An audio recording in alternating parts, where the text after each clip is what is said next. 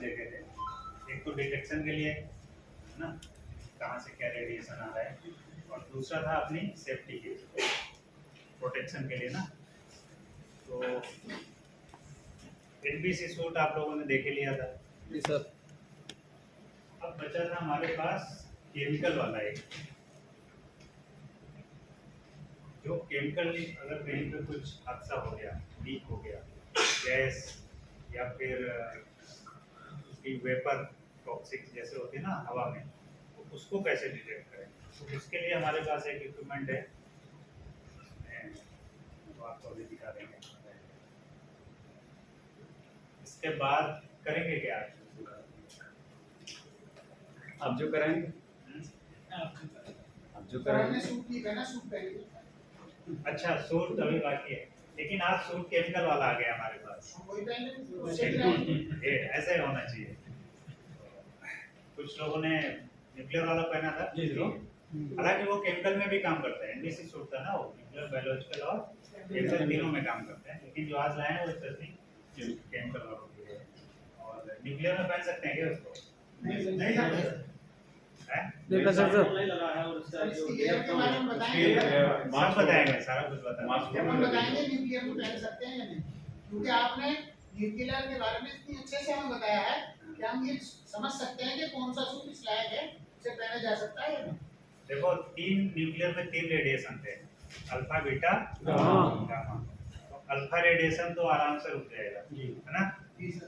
वो सिर्फ अगर आपने खा लिया या उसको इनहेल कर लिया तभी जाएगा शरीर में, अदरवाइज नहीं जाएगा नहीं। तो उसके लिए तो बस कपड़े ही अच्छे से पहन लिए, मास्क लगा लिया, कुछ खाया पिया नहीं, तो भी रुक जाएगा। बूट कपड़े, जो जूते वगैरह पहन लिए।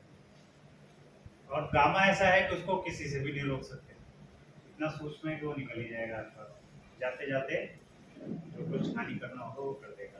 बची बात बीटा की। बीटा डिपेंड करता है कि स्रोत की इंटेंसिटी कैसी है, जिस स्रोत से निकल रहा है उसमें कितना पावर है, स्रोत कैसा है और मटेरियल क्या है, उसके हिसाब से बीटा की में निकलता है। तो अल्फा में काम आएगा ये वाला स्रोत, अल्फा पार्ट काम आएगा। हाँ, अल्फा पार्ट से आपको बचाव कर देगा।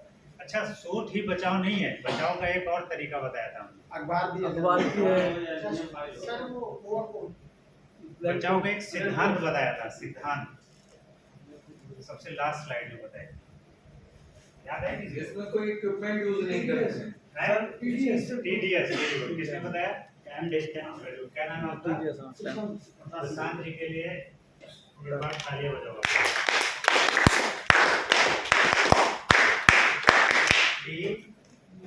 डी और यस, इस चीज को याद रखो, ये सबसे इम्पोर्टेंट चीज। सूट वगैरह तो मिले नहीं मिले, सबसे जो हानिकारक है अल्फा है, उससे तो हम वैसे भी बचे जाते हैं, और गामा से हम कुछ भी कर ले बच ही नहीं पाएंगे। रही बात बीटा की, तो उसके लिए ये कि टीडीएस, टाइम का मतलब समय रहते हम उससे दूर हो जाए, जितना कम समय हो सके उसके साथ बिताएं। डिस्टेंस, हाँ, जितना ज्यादा दूर रह सके, अगर नजदीक जाना पड़ रहा है जाए और तुरंत वापस आ जाए अपना काम करें।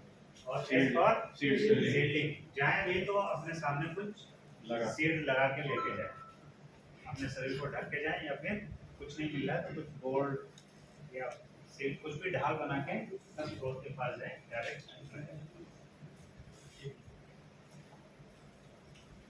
चलो अमित सर, टीपी की क्लास में टीपी की कुछ चीजें कल छूट गई थी, वो कंप्लीट कर लेंगे। उसके बाद केमिकल का है, और फिर आपको एक एक इक्विपमेंट उसके बारे में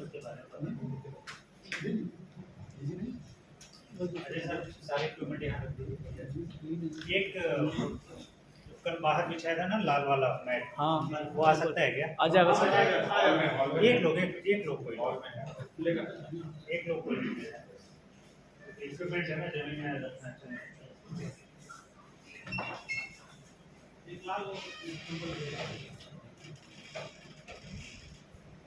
अच्छा, ये जो एनबीसी सूट इसमें चित्र में दिख रहा है, इसमें ट्राउजर और ऊपर वाला हाँ, अपर लोअर दोनों अलग अलग है, लेकिन जो हमने कल पहनाया था वो कैसा था? जॉइंट था। तो ऐसा भी हो सकता है, ऐसे कोई जैसे जैसे टेक्नोलॉजी बढ़ती है उसमें रिसर्च होता है, एडवांस होता जाता है, तो पुरानी चीज़ों को उसमें सुधारते रहते हैं।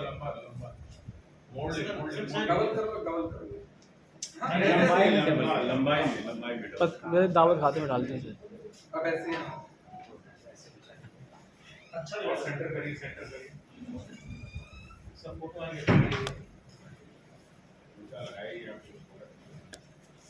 बीच में है जी, पीछे दिख रहा है क्या सभी को? सिग्नेचर करो। ठीक है, हम ऊपर हाथ में उठा के दिखा देंगे ना। संदीप जी थोड़ी इसको स्टॉप लेना हाँ, open कर। बॉक्स से निकल और लो बॉक्स से निकल बस।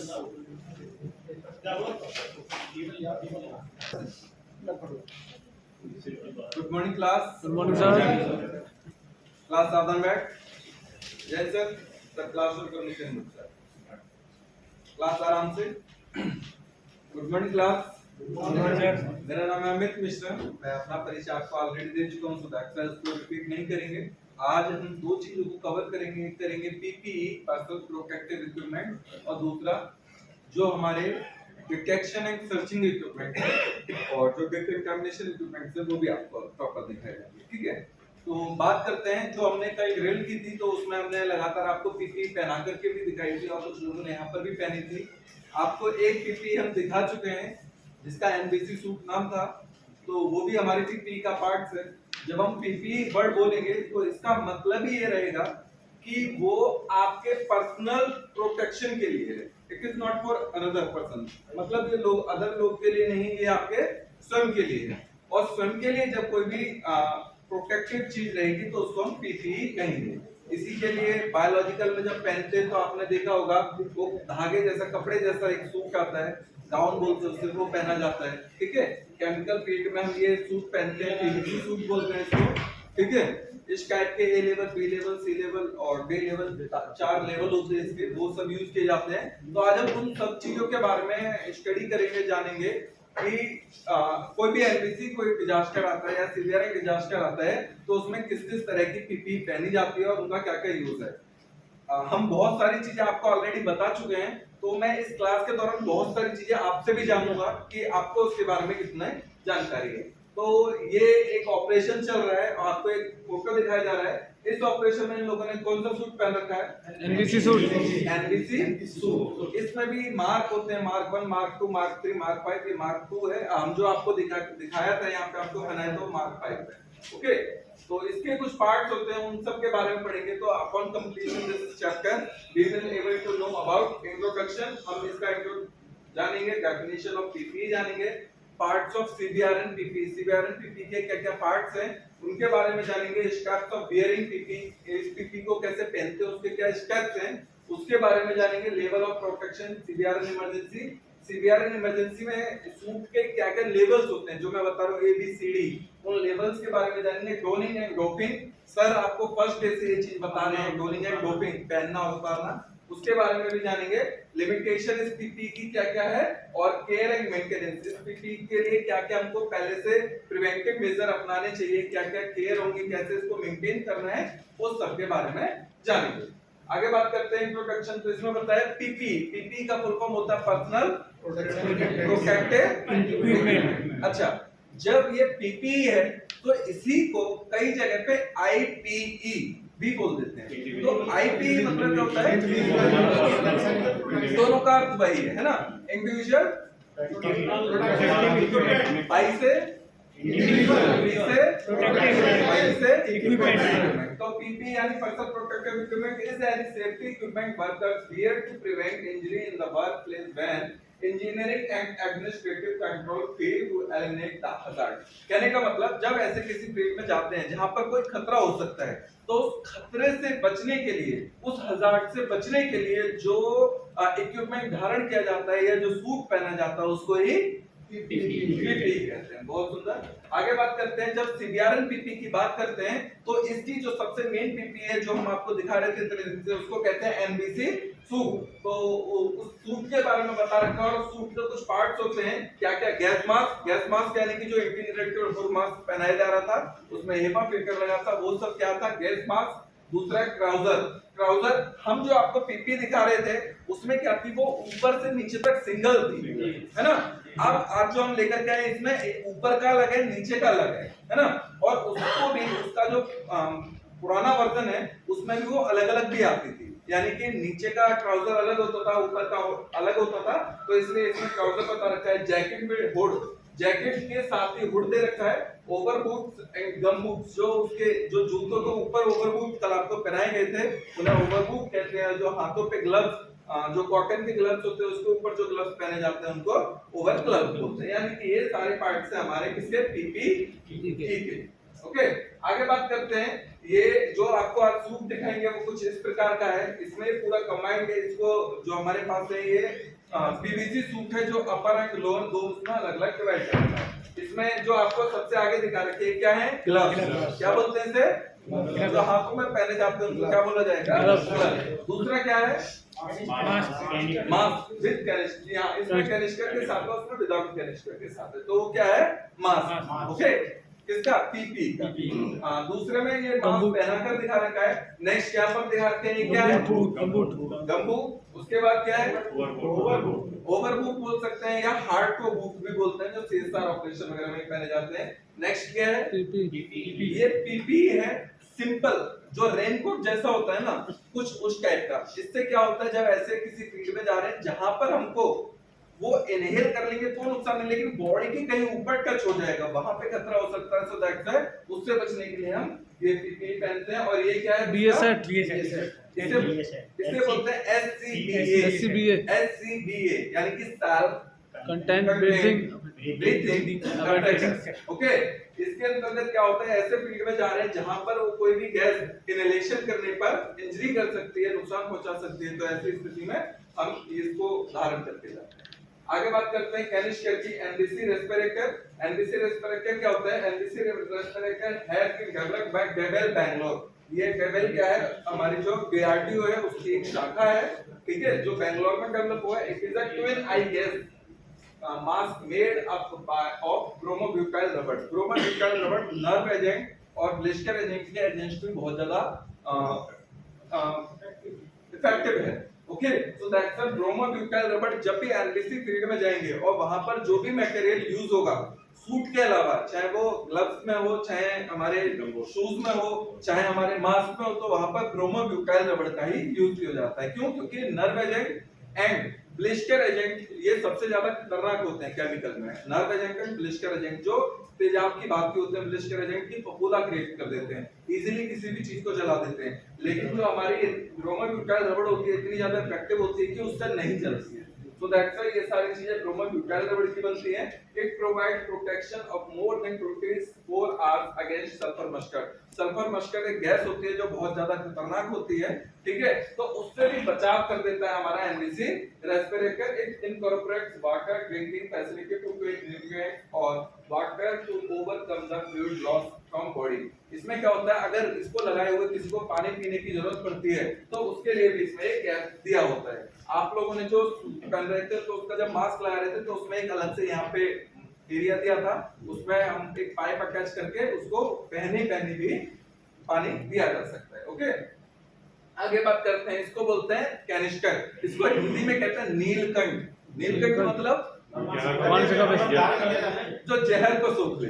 ओके, तो यहाँ पर जहर से मतलब केमिकल एजेंट से है, ठीक है। तो कहीं भी ऐसे फील्ड में हम जा रहे हैं जहां पर कोई भी केमिकल अवेलेबल है या कहीं पे अल्फा बीटा पार्टिकल्स भी अवेलेबल हैं, तो वो इसमें चिपक जाएंगे और वो उसको इनहेल नहीं कर पाएगा, मतलब उस फील्ड में जाकर भी वो व्यक्ति उससे बच सकता है, ठीक है। तो NBC canister Neelkanth has been developed by DRDE Gwalior. ये DRDO की ब्रांच है, defence research and development establishment, ये ग्वालियर में है। और इसकी जो बॉडी है वो किसकी बनी है, एल्युमिनियम। एल्युमिनियम समझते हैं आप, एक मेटल है, उसका यूज करके इसकी बॉडी बनी होती है। It consist of HEPA filter for removal of nuclear dust, aerosols, particulates and bacteria. मतलब जो न्यूक्लियर हमारे जो अल्फा एंड बीटा होते हैं, देखिए गामा सर ने बताया था, गामा से तो कुछ भी नहीं बचा सकता, गामा तो उससे भी पार करके जाएगा, लेकिन अल्फा बीटा पार्टिकल्स जो बहुत माइक्रो लेवल पे रहते हैं, ठीक है, छोटे छोटे वायरस एंड बैक्टीरिया, छोटी छोटी गैस के बहुत छोटे छोटे पार्टिकुलेट्स या उनके एरोसोल्स, वो भी इसके अंदर नहीं जा सकते। यानी क्यों? क्योंकि इसके अंदर एक फिल्टर होता है जिसका नाम है HEPA filter, high efficiency particulates aerosols करके इसका नाम है, और वो इसमें लगा होता है। तो इससे क्या होता है, बहुत छोटे छोटे पार्टिकल्स भी इसके अंदर नहीं जा पाते।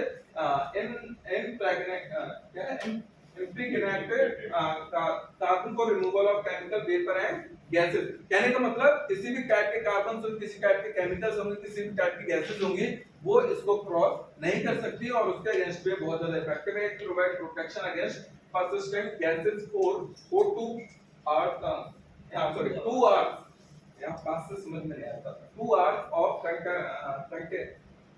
contaminant concentration। कहने का मतलब किसी कंटामिनेशन एरिया में जा रहे हैं तो लगभग कितना भी खतरनाक से खतरनाक केमिकल होगा, कितना भी खतरनाक, चाहे सोमान हो, सरीन हो, ताबून हो, कोई भी गैस हो, वहां ब्लिस्टर एजेंट हो, सल्फर मस्टर्ड हो, किसी भी टाइप का कोई केमिकल हो या अल्फा बीटा पार्टिकल्स हो, 2 घंटे तक सभी प्रकार के केमिकल्स को ये बचाएगा इनहेल करने से।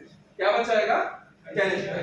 ओके, और इसी कैनिस्टर के बारे में और बता रखा, एयर फिल्ट्रेशन कैपेसिटी 95 लीटर पर मिनट, यानी कि 1 मिनट में ये 95 लीटर एयर को फिल्टर कर सकता है। कौन? कहां पर बनता है? DRTE ग्वालियर। ध्यान रखिएगा, मैं पूछूंगा, जो सुनना चाह रहे हैं आंख बंद करके सुन रहे हैं, थोड़ा ध्यान दीजिएगा ना। Particulate removal efficiency not less than 99.97% against 0.3 micro size particulate. क्या होता है, जो पार्टिकल्स होते हैं बहुत छोटे छोटे भी होते हैं, जब अगर वो 0.3 माइक्रो लेवल का है तो उससे ऊपर के जितने भी हैं उनको कंट्रोल कर सकता है, उनको रोक सकता है, लेकिन उससे छोटे जो नैनो में रहते हैं, ठीक है, उनको कुछ हद तक ये अब्सॉर्ब नहीं कर पाता है। कुछ छोटे छोटे, बहुत छोटे छोटे, माइक्रो से भी छोटा होता है नैनो, उतने लेवल के कुछ जो पार्टिकल्स होते हैं वो इससे पूरी तरह से नहीं बच पाते। तो यानी कि हवा में जितने भी हमारे पार्टिकल्स है, कितने भी खतरनाक गैस है, तो 99.97% उन सब से ये बचाता है। 0.3 पार्टिकल्स जो नैनो लेवल के होते हैं उनसे ये बचा नहीं पाता। तो इसी के कारण इसकी कैपेसिटी बता रखी है कि 2 से 8 घंटे, यानी कि बहुत खतरनाक है जिनके, तो वहां पर 2 घंटे, और जब लगातार वहां पे यूज करें तो मैक्सिमम 8 घंटे तक एक कैनिस्टर वर्किंग रहेगा। क्यों? क्योंकि उसके ऊपर जो HEPA फिल्टर है, उसके ऊपर लगातार जब पार्टिकल चिपकते रहते हैं तो उसके अंदर के जो वो ब्लॉकेज है वो ब्लॉक होने लगता है, उसके अंदर जो फिल्टर लगा है वो ब्लॉक होने लगता है। सो दैट्स व्हाई 8 घंटे के बाद मैक्सिमम इसको चेंज करना पड़ता है। एंड ड्यूरिंग नर्व एजेंट, मतलब जो नर्व एजेंट होते हैं उस टाइम पे इसको चेंज करना पड़ता है। जी बताइए। तो सर 0.3 माइक्रो साइज के जो पार्टिकल होते होंगे वो इतने हार्मफुल भी ना होते होंगे बॉडी के लिए? बहुत छोटे होते हैं और वो बहुत लंबे समय तक अगर आप लेंगे 2 दिन 4 दिन 5 दिन, तब कुछ लेवल पे आपको नेगेटिवली हार्म करेंगे। इसको चेंज करते समय बताया जाता है कि सांस को रोकना पड़ता है, इसको 8 घंटे बाद हम चेंज करेंगे। हाँ, तो इसको चेंज जब करेंगे ना तो उस फील्ड में रहे नहीं करेंगे, उस फील्ड से बाहर आएंगे, बॉर्न जोन में आएंगे, वहां पे आकर के और इसकी चेंज करने की प्रक्रिया जो है सो 8 सेकंड की 9 सेकंड की, और उसमें आदमी सांस रोक सकता है। एग्जैक्टली, ठीक है। और क्या प्रोटेक्शन 120 मिनट, मिनिमम 2 घंटे तक कितना भी खतरनाक केमिकल उससे इजीली बचा लेगा। मैक्सिमम 8 घंटे की इसकी कैपेसिटी है। Shelf life and storage condition 5 साल, एक बार खरीदने के बाद 5 साल तक इसको यूज किया जा सकता है, देन उसके बाद चेंज करना पड़ेगा। ओके, आगे है प्रोटेक्टिव क्लॉथिंग। प्रोटेक्टिव क्लॉथिंग तो ये जो एनबीसी सूट है वो है हमारा, इसमें बता रखा है this has been made by DMSRD Kanpur and it consists of 3 layers। इसकी 3 लेयर्स होती हैं, ये आपको ऑलरेडी हम बता चुके हैं, ठीक है। DMSRD कानपुर ये है, कहां पर? कानपुर में है, DRDO के एक ब्रांच है, वहां पर इसको बनाया जाता है। जी सर, आपने शुरू में कहा मार्क 1, मार्क 2, मार्क 3, तो मार्क 5 कौन सा है? ये मार्क 1, ये मार्क 2 है। तो ये नंबर जो दिया गया है ये क्या कोई विशेषता है इसकी अलग? ऐसा है, आप जो अभी यहाँ पर है ना, अब जब आप नई ट्रेनिंग कर लेंगे, नया या ये सूट है यहाँ पर है ना, जब इसका एक और इससे अपर वर्जन आ जाएगा, कुछ ना कुछ उसमें अपग्रेडेशन करके, फिर और उसमें थोड़ा सा अपग्रेडेशन करके, अब जो ये है इसमें देखिए अलग अलग है ना, तो एक तो इससे पता चल रहा है मार्क 2 है। और अगर ये पूरा कंसिस्टली एक है, उसमें पानी पीने की भी जगह दे रखी है, उसमें कैनिस्टर प्रॉपर लगाने की, उसमें जो ऊपर जो वो रहेगा होड है वो अलग दे रखा है, तो थोड़ा सा अपग्रेडेशन कर दिया ना मार्क 5। इसके वर्जन है उसमें पाना वो मार्क उसके एक वर्जन है, जैसे मोबाइल आते हैं, okay, Apple 17 pro, Apple 16 pro, और तो कुछ ना कुछ उसमें अपग्रेडेशन रहता सुधार होता है। है। एग्जैक्टली, तो वही चीज यहाँ पर है ना। तो ये कहाँ पर बना है? कानपुर में बना है। इसमें 3 लेयर है, upper layer, middle layer and third layer. जो अपर लेयर है वो oil, water, fire retardant and nylon fabric की, नायलॉन फैब्रिक की, और पानी और तेल, और इसके अलावा जो आग वगैरह होगी उससे आपको बचाएगी, यानी कि बाहर का टेम्परेचर अगर ज्यादा भी होगा तब भी आपको वो इतना ज्यादा फील नहीं होगा। ओके, सेकंड जो लेयर है वो कार्बन कोटेड है, नॉन वोवन फैब्रिक की है, यानी कि जो अंदर जो है इसमें पहले तो चारकोल भरा रहता है, ओके, और ये क्या है, बिल्कुल कार्बन कोटेड है, कहने का मतलब जो आपके कोई भी पार्टिकल अंदर नहीं जा पा रहा वो प्रॉपर्ली इसी से रुक पाएगा। और जो थर्ड लेयर है वो नॉर्मल कॉटन का बना हुआ है, जो आपके पसीने वगैरह को एब्जॉर्ब करने के लिए हेल्पफुल है। आप लोगों ने सूट पहना होगा तो उसको पहन के आपको फील हुआ होगा कि कितना ज्यादा उसके अंदर फिर आपको पसीना आता है। अगर पसीना आएगा तो ऐसी स्थिति में आप सफोकेट होंगे और बहुत अच्छे से काम फील्ड में नहीं कर पाएंगे। सो दैट से अंदर एक लेयर दी है जो किसकी, हमारी कॉटन की, और वो कॉटन की लेयर क्या हो रही है, आपके जो पसीना उससे टच हो रहा है तो उसको एब्जॉर्ब करती रहती है, सोखती रहती है। ओके, और क्या था, clothing provide 6 to 8 hours protection against sulphur mustard, यानी कि सल्फर मस्टर्ड एक केमिकल है और उससे भी लगभग 6 से 8 घंटे तक ये बचाव करता है। क्या, कौन बचाव करता है? कौन सा? NVC suit. NVC suit. Okay, आगे बात करते हैं इम्परमेबल। जो हम पीछे पढ़ा था एनवीसी सूट वो था परमिएबल। ओके, कौन सा था वो? Permeable. NVC suit permeable.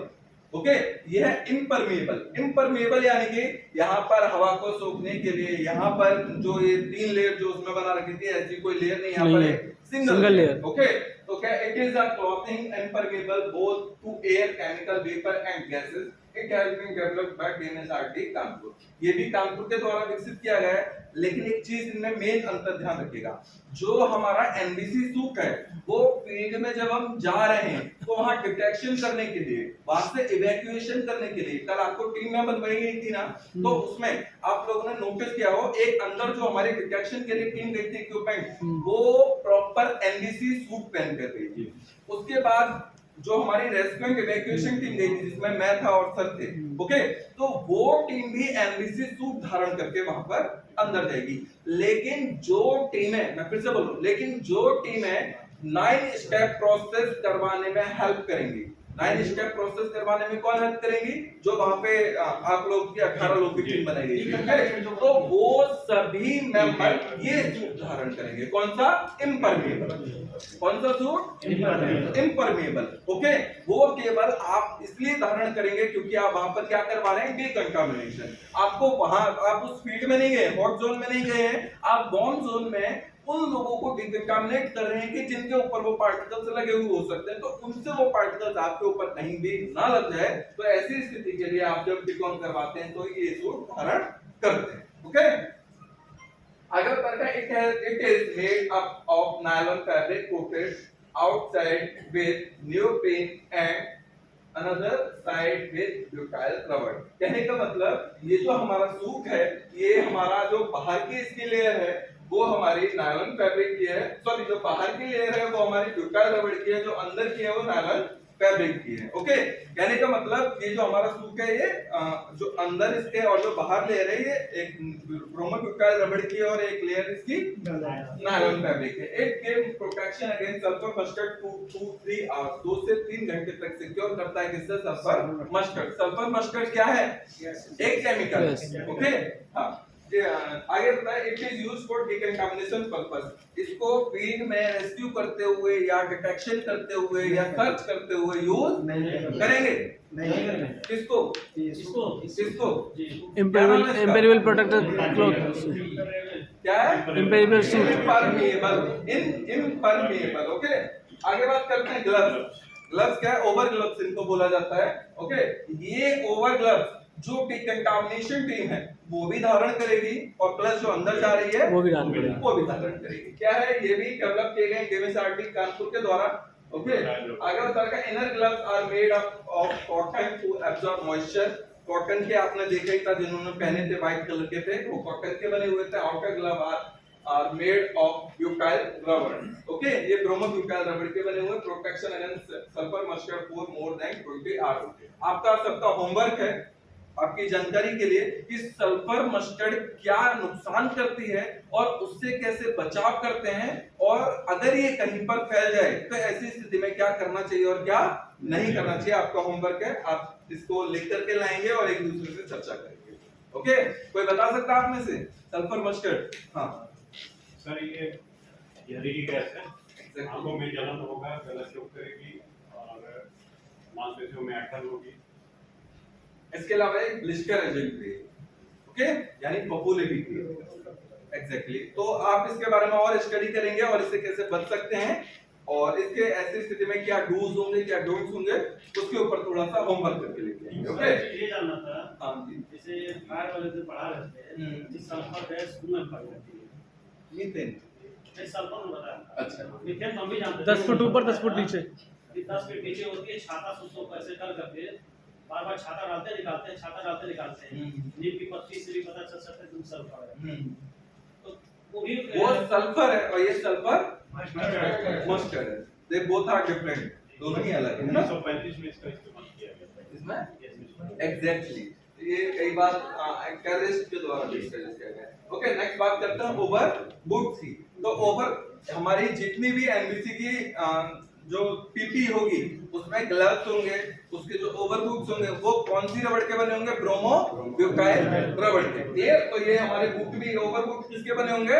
Bromo butyl रबड़ के। Needed when work present hazard that have potential to cause a foot injury, यानी पैरों में जो इंजरी कर सकती है गैस या केमिकल, उस टाइप पे इसको धारण करते हैं। गेमएसआरडी कानपुर द्वारा विकसित किए गए ओवरबुक मेड ऑफ ब्यूटाइल रबड़ यानी कि ब्रोमो ब्यूटाइल रबड़। Okay, provide protection against sulphur mustard लगभग 24 आवर्स, यानी कि मोर देन 24 आवर्स तक ही हमको सेफ रखते हैं। किससे? सल्फर मस्टर्ड से, जो खतरनाक गैस है। आगे बात करते हैं canister is required to be change. Canister कब चेंज करना पड़ेगा? आगे बताएं इसमें sudden feeling of the effect of agent, यानी कि आपको जब ऐसे फील्ड में जा रहे हैं और वहां पे वो केमिकल एजेंट का इफेक्ट अपने ऊपर दिखने लगे, तो ऐसी स्थिति में हम किसको चेंज करेंगे? हिंदी में क्या बोलते हैं? इसको वो कहां पर लगाया जाता है? पैरों में, मुंह पे? एक बेकर होता है, कौन सा? हेपा। कौन सा? हेपा। कौन सा? हेपा। एग्जैक्टली, ठीक है। तो when bleaching become excessive, sorry, HEPA का फुल फॉर्म क्या होगा? High efficiency particulate aerosol. Okay, when एक बार एक ही देख लीजिएगा,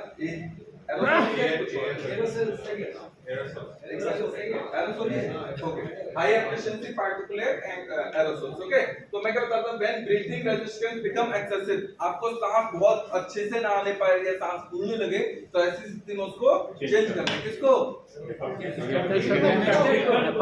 किसको? या हेपा को? नीलकंठ के अंदर हेपा होता है, तो हेपा को नहीं चेंज कर सकते। Exactly. When canister is immersed in water, अगर वो भीग जाएगा, कौन भीग जाएगा? सब नहीं बोल पा रहे, कौन भीग जाएगा? कैनिस्टर। तो ऐसी स्थिति में उसको चेंज करना पड़ेगा। When canister is damaged, आप गिर गए, पता चले मुंह ऐसे जमीन पे लगा हो, कैनिस्टर ब्रेक हो गया, उसमें कोई दिक्कत आ गई, तो हमें चेंज करना है।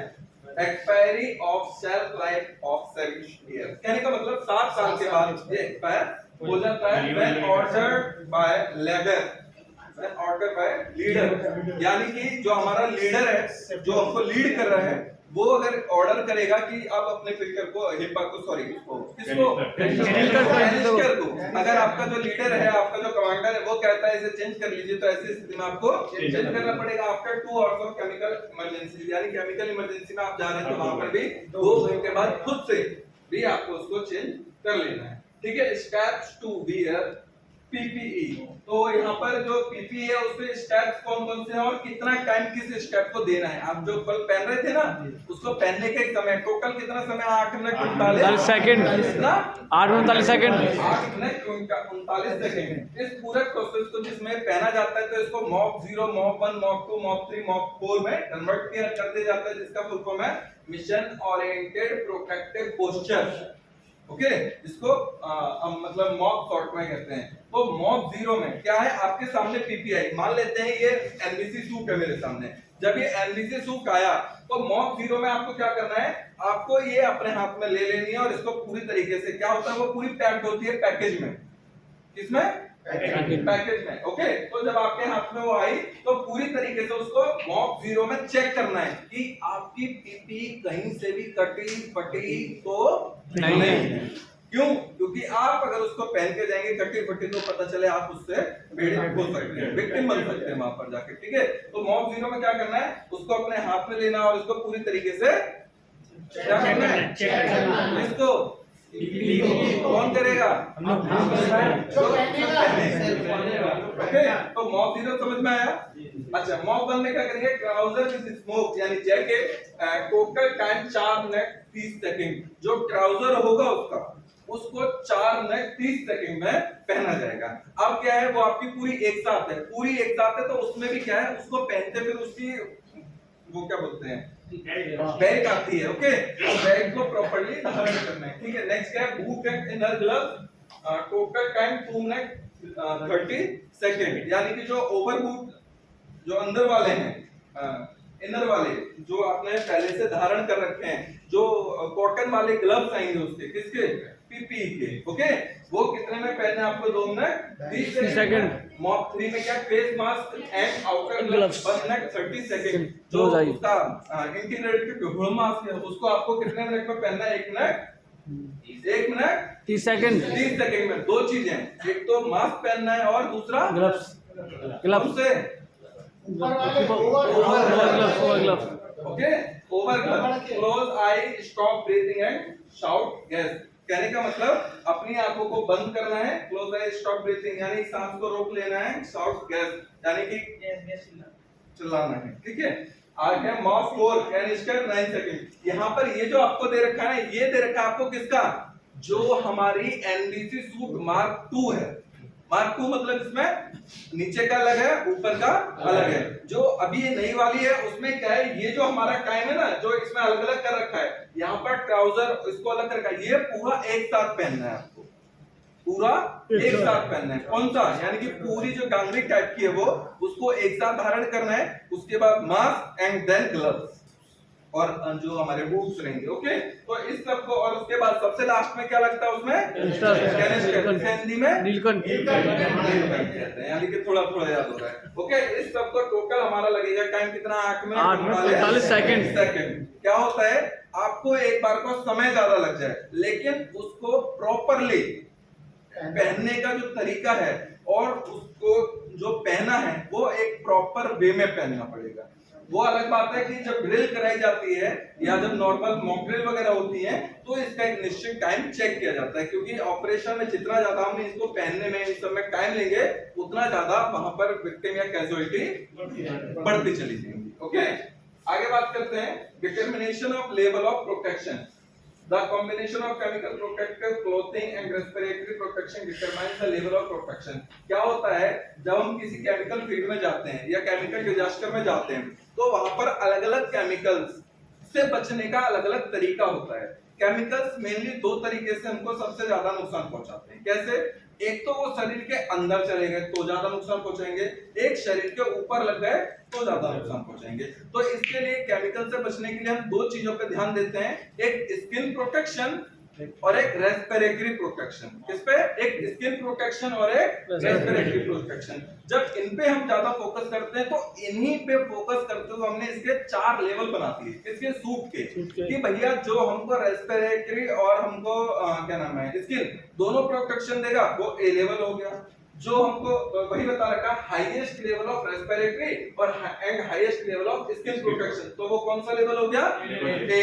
बी लेवल में क्या हो गया? Highest level of respiratory and lower level of skin, यानी कि स्किन पे लग जाएगा तो वो खतरनाक नहीं है, लेकिन सांस के माध्यम से अंदर चला गया तो खतरनाक है। तो उससे बचना मुश्किल ही नहीं नामुमकिन हो जाएगा। तो बी लेवल में क्या होता है कि हाईएस्ट लेवल ऑफ रेस्पिरेटरी यानी सांस को यानी श्वसन को तो बहुत ज्यादा इंपैक्ट करेगा, लेकिन स्किन प्रोटेक्शन वहां पे हल्का रहेगा।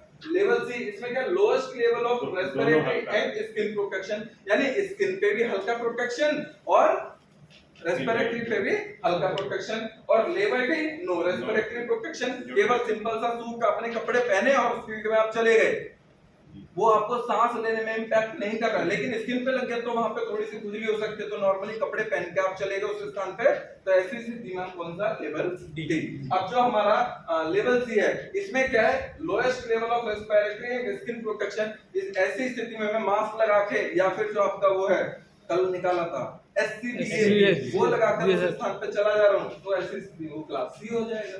इसको पहन के और वो भी लगा दिया तो हमारी क्लास बी हो गया, समझे? और पूरी तरह से कि भैया बाहर की हवा भी ना आए और बाहर की गैस भी बॉडी पे ना लग पाए, यानी कि पूरी तरीके से सांस को भी हमने सिक्योर कर दिया, पूरी तरीके से बॉडी को भी सिक्योर कर दिया, तो वो लेवल ए। इसी को आगे चित्र के माध्यम से दिखाया गया। ए लेवल 2, इसमें क्या है थोड़ा सा पढ़ लेते हैं। Protection should be formed when the highest level of respiratory, skin and mucous membrane protection is needed, यानी कि सांस का भी अच्छा प्रोटेक्शन चाहिए, अंदर भी ना चली जाए, स्किन यानी बॉडी पे भी ना लग जाए, आईज यानी आंखों पे भी ना लग जाए, एंड म्यूकस मेम्ब्रेन प्रोटेक्शन यानी कि किसी भी माध्यम से वो बॉडी के अंदर जो आपके म्यूकस है उनके माध्यम से वो बॉडी के अंदर ना चला जाए, तो ऐसे स्थिति में हम धारण करते हैं ए लेवल। इसमें क्या होता है? पॉजिटिव प्रेशर SCBA और positive pressure supplied air respirator. इस सूट के ही अंदर, फिर से बोल रहा हूँ, इस सूट के ही अंदर SCBA सेट होता है जी, और इस सूट के अंदर जब SCBA सेट है, ना मैं बाहर की बिल्कुल एयर यूज कर रहा, ना मैं बाहर की बिल्कुल हवा यूज कर रहा, सॉरी एयर यूज कर रहा, ना बाहर के बिल्कुल केमिकल मेरी बॉडी पे लग पा रहा, तो ऐसी स्थिति में वो सूट हो जाएगा हमारा ए लेवल। ओके, और क्या होता है? फुल्ली एनकैप्सुलेटिंग केमिकल प्रोटेक्टिव सूट, यानी कि पूरी तरीके से एक कैप्सूल की भांति आपको ये प्रोटेक्ट कर देता है। कैप्सूल इस तरह से बिल्कुल कैद कर देता है ना अंदर जो उसके अंदर मेडिसिन होती है, तो उसी तरह से सिक्योर करता है। इसमें ग्लव्स इनर केमिकल रेजिस्टेंट, इसमें ग्लव्स को ऊपर से नहीं पहना जाता, इसमें ग्लव्स को ऊपर से नहीं पहना जाता, इसमें जो सूट है उसी में ग्लव पहले से ही अटैच्ड होते हैं, आपको वो पहनना और सीधे उसमें हाथ डाल देना, तो यानी कि वो ऐसे आपके ग्लव पहन जाएंगे। सेम इसमें जो शूज है, शूज भी उसके साथ ही अटैच्ड होते हैं। अलग बात है उसके ऊपर से कि भाई ये जो कपड़ा रहेगा वो थोड़ा सा हल्का होता है, तो इसके लिए इसके ऊपर से एक ओवर बूट पहन लिया जाता है ताकि वो बिल्कुल भी पैरों को नेगेटिव हार्म ना कर सके, या कोई आगे हम जा रहे हैं कहाँ कांच के टुकड़े वगैरह पड़े हैं तो वो उसको नेगेटिव इंपैक्ट कर सकता है। इसमें क्या है? Gloves inner chemical resistant, gloves outer chemical resistant, अंदर ही मतलब ऊपर हम ऊपर से कॉटन वाले ग्लव्स पहन लेते हैं और इसके अंदर सीधे हाथ डाल लेते हैं और प्रॉपर्ली इसमें काम कर पाते हैं। दूसरी चीज, इसके अंदर जब SCBA सेट रहता है तो अंदर भी वो इतनी एयर देता रहता है कि जिससे हमारी बॉडी में बहुत ज्यादा मॉइस्चर डेवलप नहीं हो पाता। और क्या बता रखा है? Boot chemical resistant and steel toe and sharp shank, कहने का मतलब जो बूट्स होते हैं इसके वो पूरी तरीके से तो इसमें अटैच होते हैं, एक ओवर बूट इसमें पहने जाते हैं जो क्या नाम है जिनकी तो जो रहती है वो स्टील की होती है, जो हम CSR ऑपरेशन वगैरह में पहनते हैं वो इसमें बूट पहने जा सकते हैं। आगे बात करते हैं क्लास बी की। इसमें क्या बता रखा है? This level of protection should be selected when the highest level of respiratory protection is needed but a lesser level of skin and I protection is needed. मतलब स्किन पे वो ज्यादा बहुत मतलब ये सूट भी अगर मैं पहन के चला जाऊंगा तो ये भी मेरी स्किन को बचा सकता है, और इस ये सूट पहन लिया और इसके साथ मैंने अपना लगा लिया SCBA सेट, तो वो हमारी क्लास बी की होगी। ओके, इसके लिए पर्टिकुलरली हमको कोई अलग से सूट की आवश्यकता नहीं होती। पॉजिटिव प्रेशर SCBA और positive pressure supplied air respirator, मतलब जो ए लेवल की है वो इसमें भी आती है, इसमें लेकिन उतना ज्यादा प्रोटेक्शन नहीं होता है आंखों का और स्किन का। है ना। और केमिकल रेजिस्टेंट क्लॉथिंग, जो क्लॉथिंग होती है वो केमिकल रेजिस्टेंट होती है। Gloves inner chemical resistant, same उसकी तरह है, बस इसमें स्किन का उतना ज्यादा प्रोटेक्शन नहीं रखा जाता जितना लेवल ए में रखा जाता है। आगे बात करते हैं लेवल सी। इसमें क्या है, नॉर्मल हम केमिकल सूट पहन लें और उसके ऊपर अपना मास्क वगैरह लगा के उस फील्ड में चले जाएं तो हमारी क्लास सीखी हो जाएगी। इसमें क्या है, फुल फेस और half mask air purifying respirator, यानी कि फुल फेस मतलब आंखों को शील्ड कर लिया है और उसके ऊपर से हमने एक मास्क लगा लिया है जो हमको एयर फिल्टर करके अंदर भेज रहा है। Chemical resistant clothing, disposable chemical resistant coverall, gloves inner chemical resistant. इसमें भी जो हमारे ग्लव्स हैं वो उससे ऑलरेडी अटैच्ड होते हैं पहले से, किसके साथ, सूट के साथ, ओके। और क्या है, बूट केमिकल रेजिस्टेंट, वही हमारे जो स्टील टो वाले बूट होते हैं वो इसमें धारण किए जाते हैं। सिंपल भाषा में आप समझे तो यहाँ पर स्किन का प्रोटेक्शन और एयर का ब्रीथिंग का प्रोटेक्शन बहुत ज्यादा नहीं होता है। सबसे ज्यादा किसमें होता है, इसमें ए में क्या होता है, हाई स्किन प्रोटेक्शन और हाई रेस्पिरेटरी प्रोटेक्शन, ठीक है। और नेक्स्ट है लेवल डी। इसमें नॉर्मली अपना गाउन वगैरह पहन के, कपड़े वगैरह पहन के, नॉर्मल मास्क लगा के किसी एरिया में चले जाते हैं तो हमारी लेवल डी की हो जाती है, ओके। आगे बात करते हैं डोनिंग एंड डोपिंग। तो डोनिंग क्या होती है वो बताया गया है। डोनिंग सिंपल भाषा में क्या है, किसको, या कपड़ों को, एनबीसी सूट है, पीपीई को, पीपीई को पहनना क्या कहलाता है, तो सबसे पहले इसमें क्या करेंगे, इंस्पेक्ट क्लोनिंग, यानी कि कपड़े देखने जांच करते हैं, उसका देखना है, इंस्पेक्शन करना है, किसका, पीपी का, ओके। क्यों, क्योंकि वो पीपी कटी फटी, भाई मैंने इनको दे रखी थी, ये पहन रहे थे, इन्हें फाड़ दी, आज आपको रियल सिनेरियो में पहननी है, आपने देखा कि यार मेरी है, तुरंत उठा के पहन ली, वहां गए और खुद ही पढ़ के वहां पे फैल गए। ऐसी स्थिति में आपको क्या करना है, पहले लेना है, उसको पूरी तरह से इंस्पेक्ट करना है कि कहीं से कटी फटी तो नहीं है।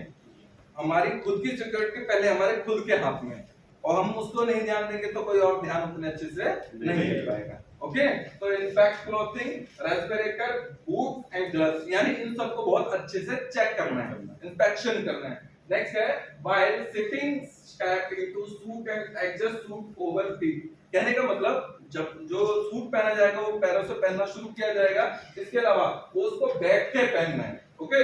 Step into suit and adjust suit over feet, क्या होता है, कई बार सूट बहुत बड़ा होता है, ये जो सूट होते हैं ये भी 3 लेवल के, 3 उसमें आते हैं, छोटा होता है, small, medium and large, okay. तो हमको सूट भी देखना है कि वो प्रॉपर हमारे साइज का है नहीं है, कैसा है, पता चले पहन के आप चले जाओ वो झोले की तरह, आपको पहले सूट को ही संभालना पड़ रहा है, वहां पे काम कुछ कर ही नहीं पा रहे, तो उस सब को भी चेक करना है।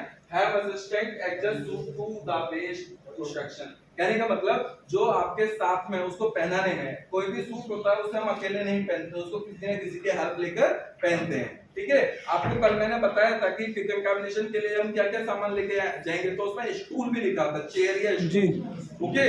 वहां जब उतारेंगे तब भी उतारने के लिए बैठ के, और जब पहनेंगे तब भी इसको प्रॉपर बैठ के दूसरे की हेल्प लेके पहना जाएगा। नेक्स्ट क्या है, डोंट आउटर हुक्स, तो पहन लेना है, किसको, आउटर हुक्स को, ये क्या है, डोनिंग एंड आगे, अच्छा इसमें और है भी, don respirator perform a fit test, यानी कि जब हमने उसको लगा लिया तो उससे ये चेक करना है कि हमको सांस प्रॉपर्ली आ रही है या नहीं। आपने देखा यहाँ तो जल्दी में पहन लिया और रियल सिनेरियो में पहुंच के पता चले वहां पे हमको सांस ही नहीं आ रही और हम वहीं पे व्यक्ति बन जाए। Assistant pull suit up and assist bearer with putting arms in suit, यानी कि जब उसको हाथ में चढ़ाया जा रहा है, उसको प्रॉपर बांधा जा रहा है, उसके अंदर चेपियां भी होती हैं, आपने नोटिस किया होगा, उन चेपियों को जब आप ओवर ग्लव से सब पहन लेते तो उसको खुद से नहीं लगा पाते, तो इसलिए जो आपका असिस्टेंट है आपको हेल्प कर रहा है, उसके माध्यम से उसको प्रॉपर कवर कर लेना है, ओके। इसके अलावा इसके बाद उसके ऊपर टेपिंग होती है, वो टेपिंग हम स्वयं से नहीं कर सकते, तो जो हमारा सहायक होगा वो उसको प्रॉपर टेपिंग करने में हेल्प करेगा। जी सर। अगर ओवरसाइज सूट पहन लिया तो क्या टेंडेंसी है कि रेडिएशन हमारे अंदर नहीं जा पाएगा, लेकिन आप उसको पहनकर प्रॉपर काम कंफर्टेबल फील नहीं कर पाएंगे। छोटा बच्चा 5 साल का, मैं अपने कपड़े उसको पहना दूं, स्कूल में जाएगा तो स्कूल में ना वहां सही से बैठ पाएगा, ना तो पढ़ पाएगा, उसका पूरा ध्यान पैंट को ऊपर उठाने में, हाथों को निकालने में इस सब में ही लगा रहेगा, ओके। लेकिन स्कूल में एंट्री तो कर जाएगा, हाँ तो आप उसका एंट्री तो कर सकते हो, उसको पहन के। मतलब वो तो जहाँ अंदर कंटाइनमेंट तो होगा नहीं, बस वो है काम नहीं कर पा रहा। मतलब वो हाँ कंटामिनेशन से तो बचेगा, लेकिन जो उसका काम है वो उसको प्रॉपर नहीं कर रहा है। जी सर। और ये और अगर छोटा पैकेट तो भी सॉरी छोटा अरे पैकेट बहुत जब एक मिनट, जब छोटा पहनोगे तो फिट ही नहीं आएगा, तो पहन कैसे पाओगे, है ना? उसकी चेन लगाने की कोशिश करोगे, फटेगा।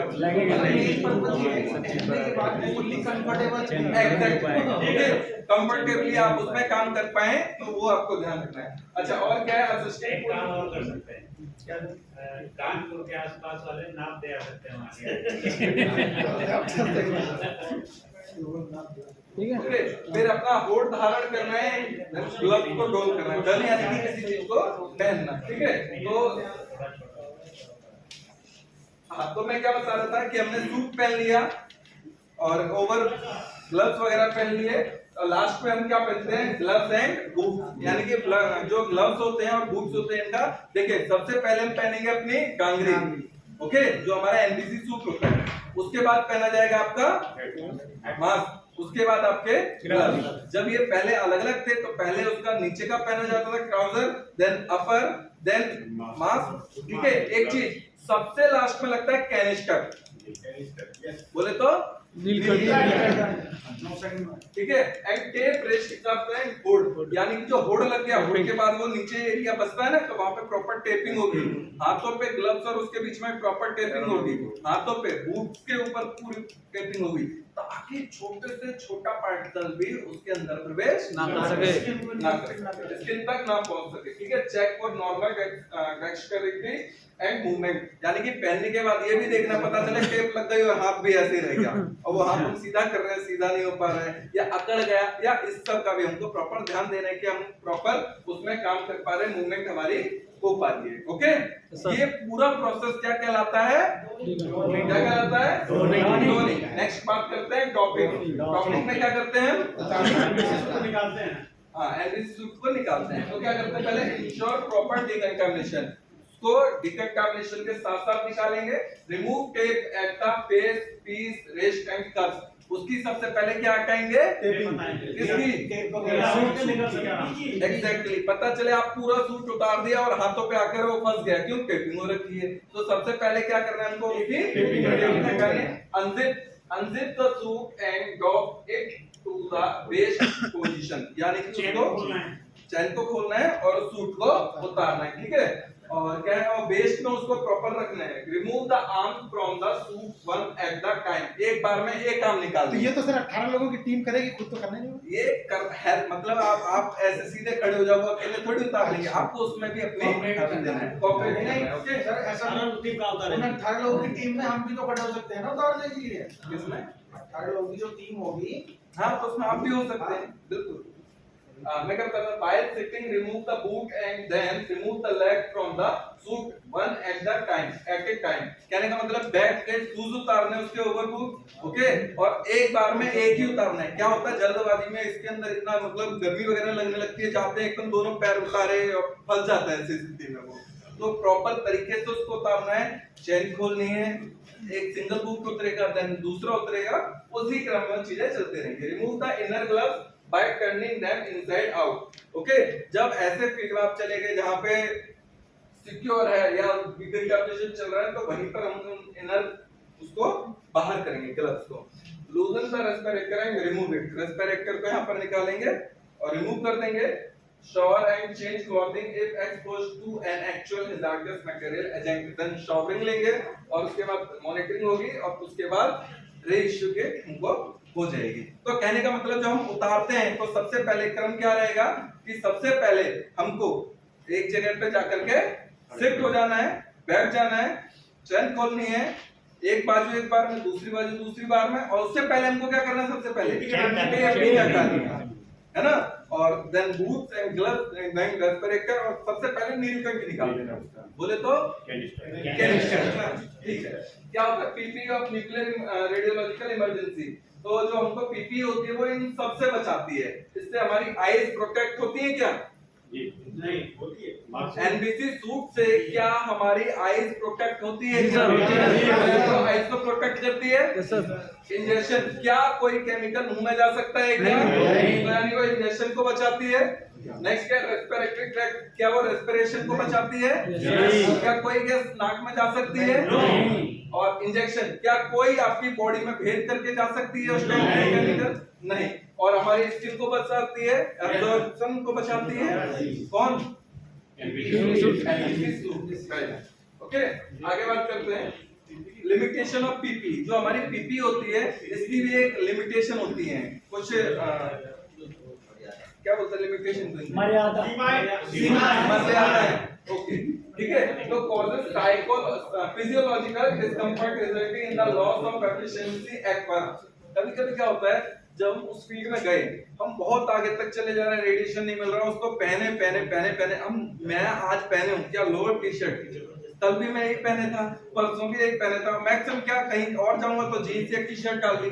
मुझे उस चीज की आदत हो जाती है। मेरे को कोई 2 किलो का सूट पहना दे, उसको पहन के मैं जाऊंगा, थोड़े टाइम तो मुझे अच्छा लगेगा और उसके बाद वो मेरे को डिस्कम्फर्ट जनरेट करने लगेगा। तो कभी-कभी क्या होता है, उसको पहने हम बहुत ज्यादा इरिटेट हो जाते हैं। इरिटेट समझते हैं? हाँ, गुस्सा होना, चिड़चिड़े हो जाते हैं। ओके, तो क्या होता है, तो इसके फिजियोलॉजिकल डिस्कम्फर्ट यानी मनोवैज्ञानिक रूप से हम परेशान हो जाते हैं उसको पहने। तो कभी-कभी ये चीज जनरेट होती है। दूसरा, ब्रीथिंग रेजिस्टेंस। नॉर्मल जब हम हवा में सांस ले रहे हैं तो बहुत अच्छे से सांस ले पा रहे हैं, उस सूट को पहनने के बाद सांस तो ले पाते हैं लेकिन उतने अच्छे से नहीं ले पाते जितने अच्छे से जनरली है नॉर्मली ले पाते हैं। तो ये थोड़ा सा उसकी प्रॉब्लम है। हीट स्ट्रेस, पहने बाहर की हवा बिल्कुल भी नहीं लग पाती। जब बाहर की हवा बिल्कुल भी नहीं लग पाती, उनको दे दीजिए इधर। क्या बता रहा था मैं कि हीट स्ट्रेस, उसको पहने गर्मी से बिल्कुल नहीं लग पाती। माना नहीं है 15 का डिस्काउंट तो पानी देना चाहिए, खुद हमको क्या बनाना पड़ता है, बताइए क्या करना है।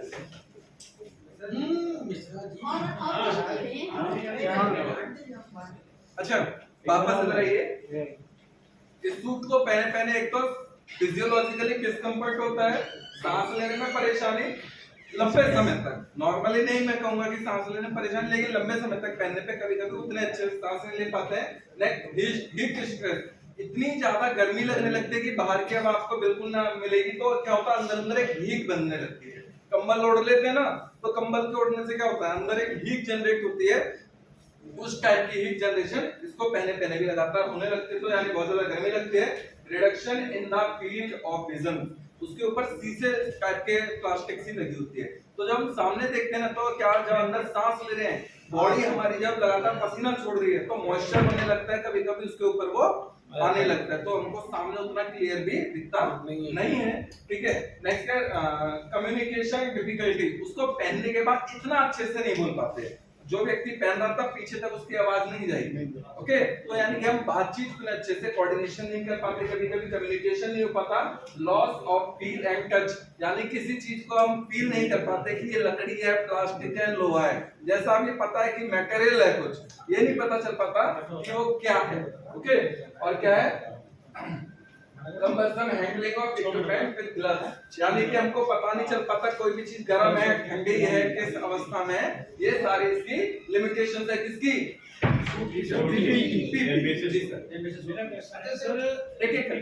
पहन करके कितने लॉन्ग समय तक वो कार्य कर सकता है? ये डिपेंड करता है सिनेरियो क्या है और आपका जो कमांडर है उसके ऊपर। कमांडर को पता है क्या स्थिति है और उस स्थिति में कोई व्यक्ति कितनी देर तक काम कर सकता है। अगर आपको फिर भी कोई इश्यू हो रहा है, देन आप अपने कमांडर को सूचित करेंगे और कमांडर आपको बाहर बुलाएगा। जैसे कि उसे दिखाई, अगर वो ये चीज है, अगर ये चीज उस कमांडर देन उसको वापस बुलाएगा, सेम प्रोसेस। हाँ सर, मैं कह रहा था ये लिमिटेशन जो पीपी की नहीं होनी चाहिए, उस आदमी की होनी चाहिए लिमिटेशन। नहीं उस आदमी की नहीं, ये सबके साथ होगा। एक निश्चित समय के बाद वो सबके साथ तो होगा। वो सबके साथ होगा तो ह्यूमन के साथ ना, किट के साथ थोड़ी ना होगा ये सब चीज।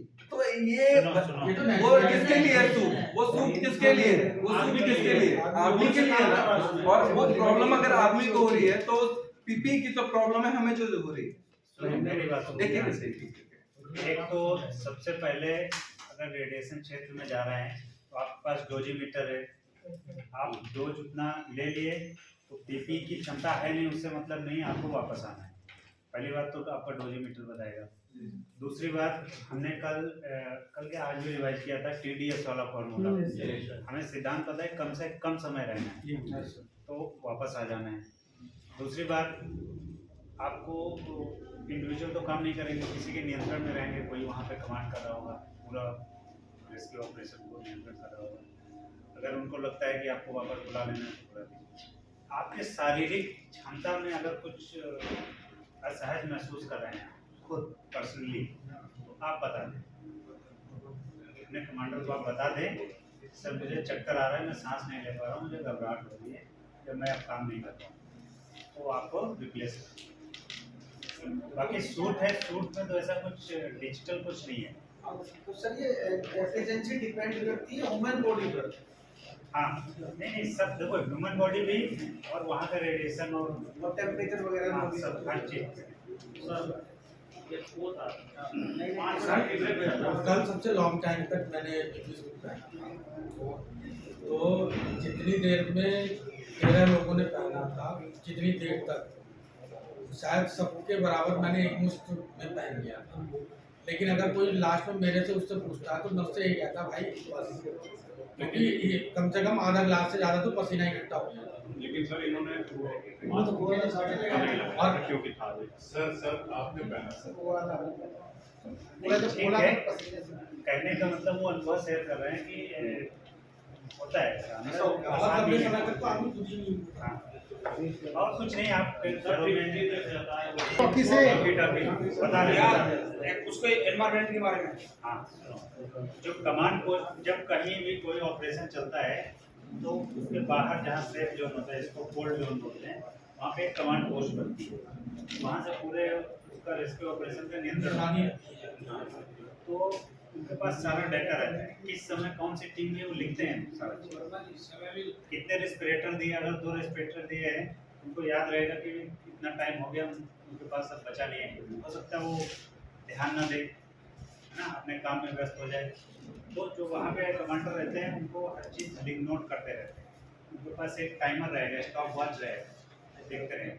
जैसे आपको SCBA सूट पहना दिया उन्होंने, पता है कि इसमें 45 मिनट की हवा है, आप गए काम कर रहे हैं वहाँ पे अंदर, लेकिन जिस समय वो कहेंगे कि ब्रीथिंग स्टार्ट, आप फर्स्ट ब्रीथ लोगे तो उसका एयर चालू हो जाता है, उसमें वॉल्व रहता है, जैसे आप उसको कनेक्ट करके फर्स्ट ब्रीथ लिए, उसका एयर सर्कुलेशन स्टार्ट हो जाए, उसी समय टाइम नोट कर लेंगे। उनको पता है 45 मिनट्स का है और वहाँ से आने में 10 मिनट लगेगा, तो 35 मिनट होते हैं वो आपको कॉल कर देंगे। हो सकता है आप ध्यान में मामले किसी पे तो बस्ती में जो काम कर रहा था, ये सारा काम है जो आपके कंट्रोलर है वहाँ पे, जो कमांड पोस्ट पे जो लोग आपको नियंत्रित करेंगे, उनका काम है अपनी टीम का पूरा ख्याल। जो रेस्क्यू करने जाते हैं उसमें भी एक टीम को टीम लीडर बनाया जाता है। जैसे 4 लोग जा रहे हैं तो उसमें कोई टीम लीडर होगा, वो पूरा ध्यान रखेगा कि चीज़ें जो जिस मकसद से गए वो काम भी पूरा हो और सुरक्षा का भी ध्यान। उसके बाद हर एक व्यक्ति खुद अपना इंडिविजुअल सुरक्षा का भी ध्यान रखता है। हमारा डोजीमीटर क्या सिग्नल दे रहे हैं, हमारा अगर SCBA सेट पहना है तो उसमें लास्ट में स्केप के लिए जब टाइम बचता है कि बस 5 ही मिनट बचा है, तो या प्रेशर उसका इतने लिमिट से कम हो गया, 50 बार से कम हो गया, उसमें सीटी की आवाज़ आएगी, सीटी मतलब विशल बजेगा, तो वो आपको खुद इन चीज़ों के बारे में पता होना चाहिए। ऑब्वियसली इन सब कामों में वही लोग जाते हैं जो ट्रेंड होते हैं, तो उनको इक्विपमेंट के बारे में पहले ट्रेन किया जाता है, उसको प्रैक्टिस कराई जाती है। जब उससे पूरा अच्छे से फैमिलियर हो जाते हैं और आप सब तो बोल रहे हैं। जैसे वो तो पहना हुआ है, कनिस्टर लगा हुआ है, तो वॉकी टॉकी इस्तेमाल कैसे करेगा? इतनी आवाज फिर भी उससे आती है। वॉकी टॉकी के कई मोड है, एक तो वायरलेस वाला भी रहता है, यहाँ पे लगा रहेगा, आपके माइक्रोफोन भी लग सकता है, आप हाथ से PTT पुश टू टॉक ना, PTT स्विच रहता है, आप प्रेस करेंगे उससे भी बात कर सकते हैं। जैसे कल जो कनिस्टर लगा के यहाँ बात कर रहे थे, तो आवाज़ आ रही थी, आप थोड़ा बहुत कम्युनिकेशन कर सकते हैं। और कम्युनिकेशन का फील्ड बहुत लंबा है, यहाँ कुछ काम नहीं आता है, वहाँ पे नॉन वर्बल कम्युनिकेशन होता है, बिना शब्दों के संकेत से काम होता है, झंडे होते हैं, इशारे होते हैं, है ना, जो कुछ है आप ट्रेंड किए जाएंगे उनसे। सांकेतिक शब्द के नाम से चल रही है, सांकेतिक भाषा की ट्रेनिंग चल रही है। जहाँ कुछ नहीं होता है वहाँ पे छोटे छोटे कार्ट्रिज होते हैं, जैसे मान लो 1 किलोमीटर लंबा एरिया है, हो सकता है वॉकी टॉकी का सिग्नल ही ना है, बीच में कुछ दिक्कत आ जाए, छोटा सा वो सिग्नल होगा, आप तोड़ के हवा में एयर से करते हैं ना, जैसे रेस्क्यू टीम भेजा है, उसको बता दिया लीडर ने कि अगर आपका रेस्क्यू कंप्लीट हो जाए आप ये वाला ग्रीन वाला जला देना, ठीक है, या फिर कोई दिक्कत हो रेड वाला जला देना। तो कम्युनिकेशन बहुत तरीके से किया जाता है, सिचुएशन के अनुसार वो कमांड पोस्ट पे जो लोग वो सब उस decide कंडीशन करते के हिसाब से वो ट्रेंड होते हैं सब लोग। हैं। हाँ, सूट का जनरली वेट कितना होगा? क्षमा चाहेंगे सर, हमें पता नहीं है, हम बता देंगे।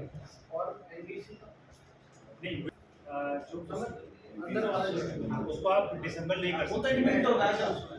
तो पूरा का पूरा ही बदलेगा, डिस्मेंटल हाँ, पूरा डिस्कार्ड हो जाएगा। नीलकंठ जो पूरा हटेगा वो तो चेंज होगा। होता है ट्रेनिंग के लिए हम करके दिखाते हैं, उसको खोलते हैं, उसके अंदर खोल के लेयर होते हैं, कॉटन होता है, फिर उसमें हाफ एक्टिवेटेड चारकोल होता है, जो भी फिल्टरिंग है उसके अंदर सिस्टम में। एनबीसी सूट है, हमारे को इंस्ट्रक्टर सर ने पता कर लिया, 2.5 किलो का है। 1.36 kg 2.5 kg। 2.5 kg। आप देखो 2.5 किलो वो अलग अलग है, अगर हुड मास्क पहन लेंगे हटा देंगे। मैं आपको ओवरऑल बता रहा हूँ, with inner glove, with outer glove, with inner boot, with outer boot, with canister and with integrated hood mask, then it will be completed 2.5 kg approximate. अच्छा एक चीज और ध्यान दो, सर जो सबसे हैवी होता है वो 25 पाउंड का। अरे सुनो यार, सुन लीजिए विकेश जो सर यादव जी,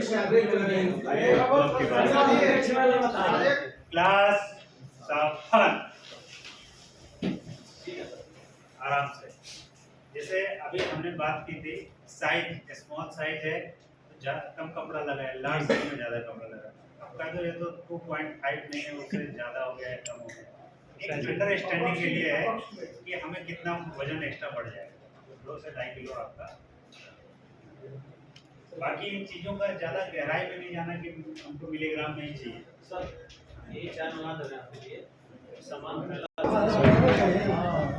यानी आप सारे संविधान की हैं, सुनिए आपके सारे संविधान है।